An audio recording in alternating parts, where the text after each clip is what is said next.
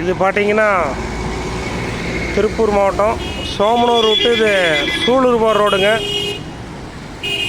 கருகம்பாளையத்தில் நிற்கிறோம். இது ஒரு கவர்மெண்ட் ஸ்கூலு, அரசு உயர்நிலைப்பள்ளி. பார்த்தீங்கன்னா இந்த குழந்தைங்க ஒரு 10-500 குழந்தைங்க படிக்கிறாங்க.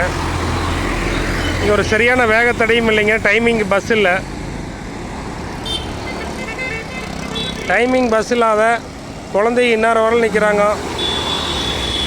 வேலைக்கு போயிட்டு வர பெண்கள் தான் வந்து கூட்டிகிட்டு போகிறாங்க. டைமிங்லாம் பார்த்திங்கன்னா 5:30-6 மணியெல்லாம் ஆயிடுது ஒரு நாளைக்கு. இந்த 4-4:30 மணிக்கு இந்த கரெக்டான வண்டிக்கு வந்தால் தான் கவர்மெண்ட் ஸ்கூல் வண்டி, அவங்களுக்கு ஒரு கரெக்டான பாஸ் இருந்தால் தான் அவங்க போவாங்க. வர பைக்குக்கார, 2 வீலர் 4 வீலரு யார் கூட வேணாலும் ஏறி போகிறாங்க. அவங்களுக்கும் தெரியறதில்ல, சின்ன பசங்க.